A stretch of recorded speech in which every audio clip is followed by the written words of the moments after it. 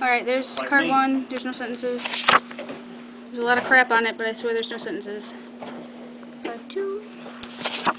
Do I need to give a what do you call it, a programmed response? No, Chief. Just gotta watch. So, alright, there's 1, 2, 3, 4, 5. That's it. That's it. That's all you're gonna be on video and see one. Who will record for me? Someone. I got you. Oh, so you're doing this in an online course? Yes. Oh, okay. The speech, thank you overcoming the speech I'm going to be doing today is intervention. It's not just a TV show. On March 12, 2009, I received a phone call from my mother. She was crying. She was at my Aunt Tammy's house. I asked her what was wrong, and she told me that my cousin Justin had passed away. I struggled not to cry as I asked her how, and her response was, "Baby, he just took too much." According to USNoDrugs.com, 601,776 drug-related emergencies were called in the year 2000. In the past decade, drug use has increased dramatically. In the year 2000, there was approximately 19,000 deaths from drug addiction. That too has risen in the past 10 years. In 2009, my family became part of the statistic when my cousin Justin overdosed on heroin and died in the passenger seat of his truck on a dark Michigan highway. He didn't have to. There are programs, rehabs, and interventions. There are plenty of ways to help someone who's addicted to drugs. But the problems are, how do you tell the signs? What are the signs of someone who's using? How can you convince them that they need help? Today I will be discussing the importance of intervening in someone's life, the types of drugs that are often used, and symptoms. I will be telling you a story about a person who beat the odds and recovered on her own. And I will also be telling you 3 levels of help and how you can help someone that you know that may be addicted to drugs. Drugs are very addictive. Some are more than others. According to drugwarfacts.org, there are 6 most popular drugs. 3 are legal and 3 are not. They're heroin, cocaine, marijuana, alcohol, nicotine, and caffeine. Today I'll be focusing on heroin, cocaine, marijuana, and alcohol. Drug abuse also includes pills like prescription meds and ecstasy, and other drugs as crystal meth, but those are not, keep in mind that those are also easily addictive. I'll be telling you examples from a memoir called A Piece of Cake by Cupcake Brown. First drug I'm going to go over is heroin. Common street names: Smack, Junk, Horse, H, and China White. It's injected, snorted, or smoked. With an injection, the person gets a quick high, and it's popular, but snorting and smoking are becoming more popular. Research shows that snorting is slowly becoming the most popular use in treatment centers in Newark, Chicago, New York City, and Detroit. When a person uses heroin, they feel a rush. They get a warm flush to their skin. They have dry mouth and heavy limbs. They can often vomit, be nauseous, and have severe itching.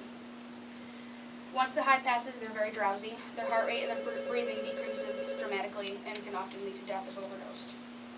Signs of withdrawal from heroin: dilated pupils, goosebumps, watery eyes, runny noses, yawning, loss of appetite, panic, and insomnia. Signs of an overdose include, but are not limited to, muscle spasms, slow labored breathing, pinpoint pupils, cold, clammy skin, blue lips and fingernails, a weak pulse, drowsiness, coma, and death. The next drug I'll be going over is cocaine. Common street names: blow, coke, dust, nose candy, and speedball. Most commonly snorted, but it can be smoked or injected. Freebasing is when they melt the coke down and use it to smoke, or they have coke rocks, crack rocks that they can smoke in glass pipes. When a person uses cocaine, they have anxiety, panic, bloody noses, increased energy. They talk very fast. They have a rapid pulse and heart rate. They can be paranoid, confused, and have hallucinations. Signs of addiction to cocaine: people have heart problems. They neglect their family and ignore job responsibilities. They become socially isolated. They neglect their hygiene. They can sell their property, have mood swings. They change their friends and their schedule, and they have no appetite. Cupcake Brown, her favorite drug was was cocaine. She had trouble holding a job. She had trouble holding a place to live, and she would frequently sell her possessions to supply her drug use. Marijuana is the next drug I'll be going over. Common street names: pot, weed, reefer, and Mary Jane. There are over 200 slang terms for marijuana. It's most often smoked, but it can also be brewed into a tea or cooked into food to be eaten. A person using marijuana is dizzy, has trouble walking, can be silly or giggly for absolutely no reason. Withdrawal use are irritable and anxious. They have physical tension, their appetite decreases, and so does their mood. The fourth drug is alcohol, can be known as booze. If someone uses alcohol, they have slurred speech, trouble walking, decreased hand-eye coordination, and impaired judgment. In 2006, 53.9% of 12 to 20-year-olds said that they had tried alcohol. 46.1%, or 17.6 million of those interviewed, said that they had used in the past year. 28%, or 10.8 million, said that they'd used in the past month. 1 in 5 said they'd binge drink, which is 5 or more drinks a month.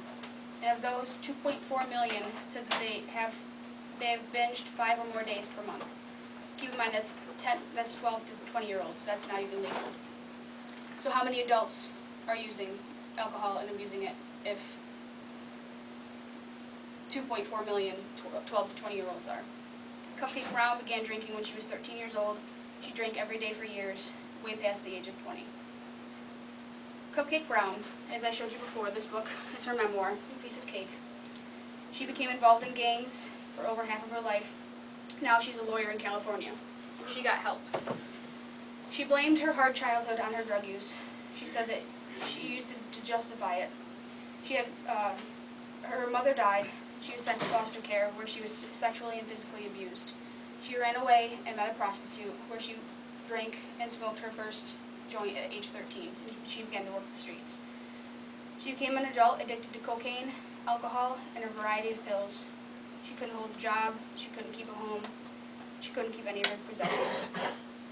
She would say that she had no problem. She would lie to get into a job. She lied to get into a lawyer office where she worked pretty steadily for 3 months and then disappeared for 3 days, where she binged on cocaine and alcohol. She saw herself in a window one day, saw herself at 90 pounds, and went back to work, a mess. She hadn't showered, she hadn't slept. She told her boss she needed help, and he got her into a rehab to detox. She got her GED, and she went to college and became a lawyer. Cupcake Brown got help on her own, but it was hard for her to admit that she had a problem. Many people never do. They need help helping themselves, and that's where you all come in.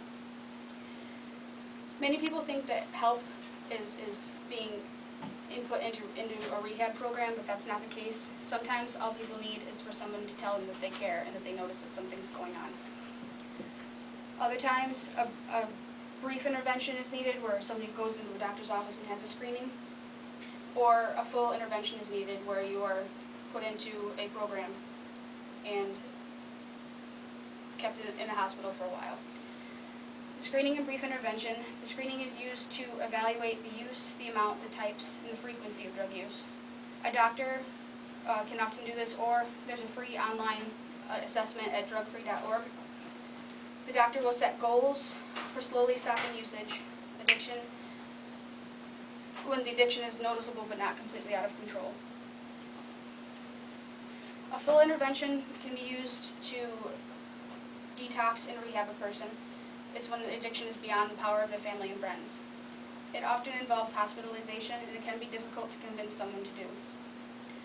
A variety of approaches can be used in order to get a full intervention. Detox rids the body of remaining drugs. A person can go through severe withdrawal, and monitoring a person going through withdrawal on certain drugs, especially alcohol, cocaine, or heroin, is especially important because the withdrawal symptoms alone can cause the person to die. There's inpatient, outpatient, and partial hospitalizations. Inpatient usually runs 3 to 6 weeks. You go in, you stay there. Outpatient is usually 2 to 6 hours a week. And partial, you live at your home, but you go to the hospital 3 to 12 hours a week, 3 to 7 days. Long-term residential is 24-hour care, usually there from 6 to 12 months. And there's also self-help and 12-step programs. All of these are